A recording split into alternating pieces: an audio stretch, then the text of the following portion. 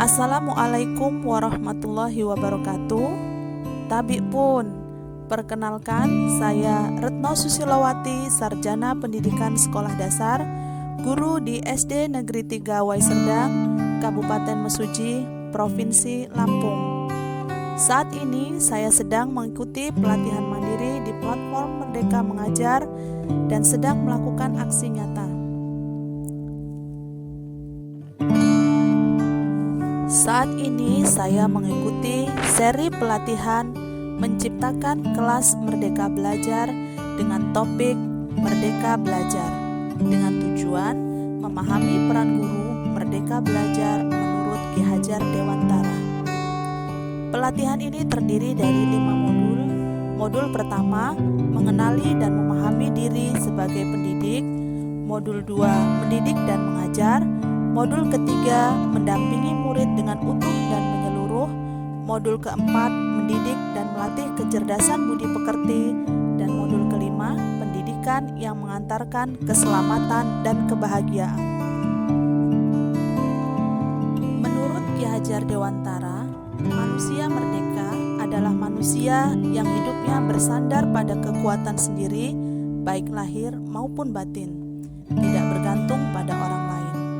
Dalam dasar-dasar pendidikan, Ki Hajar Dewantara juga mengatakan bahwa pendidikan itu menuntun segala kekuatan kodrat yang ada pada anak-anak agar mereka dapat mencapai keselamatan dan kebahagiaan yang setinggi-tingginya, baik sebagai manusia maupun sebagai anggota masyarakat. Tidak dapat dipungkiri bahwa peran guru amatlah penting bagi perkembangan murid. Murid seringkali terinspirasi dari bapak dan ibu gurunya. Tentu, sebagai guru, kita ingin memberikan pengaruh-pengaruh yang baik untuk masa depan murid. Dengan perubahan zaman yang dinamis seperti yang kita alami saat ini, guru perlu adaptif terhadap perubahan. Seperti disampaikan Ki Hajar Dewantara, pendidikan umumnya berarti daya upaya untuk memajukan bertumbuhnya budi pekerti, yaitu kekuatan batin dan karakter, pikiran atau intelek, dan tubuh anak. Tidak hanya materi yang kita ajar, tetapi semua tingkah laku, tutur kata, dan cara kita mengajar akan membekas dan membentuk murid-murid sebagaimana kita dibentuk oleh guru kita dahulu. Mendidik menyeluruh. Kita percaya bahwa sekolah dan pendidikan merupakan bekal untuk murid kita mengisi masa depan. Manusia memiliki 2 kebutuhan dasar, yaitu kebutuhan lahir dan batin. Pendidikan seyogianya dapat memenuhi kebutuhan tersebut. Kita dituntut untuk dapat memenuhi kebutuhan lahir dan batin murid mencapai selamat dan bahagia. Sebagai pendidik, kita tidak cukup hanya membantu memberikan pengajaran yang berorientasi pada penguatan keterampilan berpikir atau kognitif saja, tapi juga membantu murid-murid mengembangkan kekuatan batinnya, yaitu sosial, emosi, empati, dan lain sebagainya. Mendampingi murid dengan utuh dan menyeluruh. Pendidikan bergerak dinamis, menyesuaikan keadaan yang terus bergerak cepat. Sebagai guru, kita perlu mengantisipasi dan membaca arah perubahan tersebut. Kodrat keadaan merupakan bagian yang tidak terpisahkan dari dasar pendidikan murid.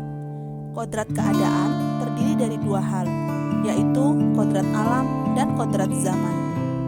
Sebagaimana yang disampaikan oleh Ki Hajar Dewantara, segala perubahan yang terjadi pada murid dihubungkan dengan kodrat keadaan, baik alam dan zaman. Asas trikon dianggap menjadi jawaban yang tepat menuju pembelajaran yang berpihak kepada murid. Dengan trikon, kontinu, konvergen, dan konsentris, guru dapat merancang pembelajaran yang berkelanjutan, terbuka, dan berdasarkan kebudayaan bangsa. Mendidik dan melatih kecerdasan budi pekerti. Budi pekerti atau watak merupakan hasil dari bersatunya gerak pikiran, perasaan, dan kehendak atau kemauan sehingga menghasilkan suatu tenaga. Budi pekerti juga dapat dimaknai sebagai perpaduan antara cipta atau kognitif dan rasa atau afektif, sehingga menghasilkan karsa atau psikomotorik. Seperti yang disampaikan oleh Ki Hajar Dewantara, watak atau budi pekerti merupakan kodrat setiap manusia. Sehingga kita sebagai pendidik perlu memahami kodrat itu dan dapat mendampingi tumbuhnya kecakapan budi pekerti murid dalam kegiatan-kegiatan pembelajaran yang dialaminya. Guru sebagai pendidik mempunyai peran penting untuk membentuk karakter murid dengan menanamkan nilai-nilai terkunci bagi murid, memperbaiki perilaku yang buruk menjadi benar, dan menjelaskan apa yang harus dan yang tidak harus dilakukan. Pendidikan yang mengantarkan keselamatan dan kebahagiaan. Pendidikan sejatinya dapat mengantarkan untuk keselamatan dan kebahagiaan. Setiap murid memiliki kodrat kekuatan atau potensi-potensi yang berbeda. Fungsi pendidikan yaitu mengantarkan murid agar siap hidup dan memberikan kepercayaan kepada murid bahwa di masa depan mereka akan mampu mengisi zamannya demi mencapai keselamatan dan kebahagiaan. Tidak cukup hanya hidup untuk kepentingan dirinya atau individualistik, tetapi juga berkontribusi untuk masyarakat dan lingkungan di mana ia berada. Sistem Among bukan sekedar metode membimbing dan mendampingi murid belajar. Lebih dari itu, sebagai guru, kita diharapkan memiliki mindset Among terlebih dahulu sebelum mempraktikkan metode Among.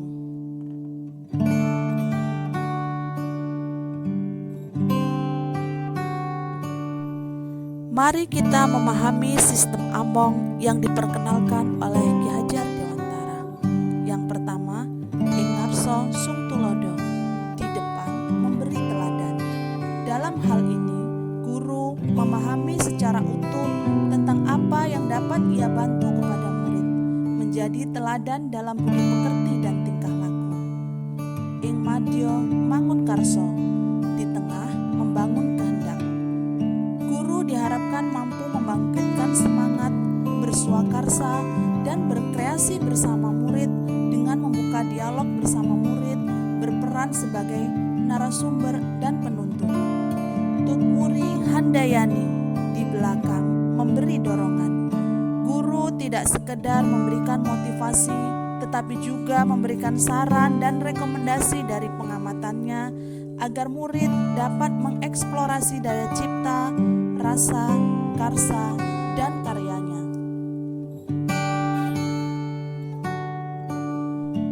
Pada intinya, anak atau murid harus dituntun untuk mengembangkan dirinya sesuai kodrat dan potensinya, dengan kasih sayang yang tulus, mendampingi, merawat dan menjaganya, serta doa dan harapan untuknya.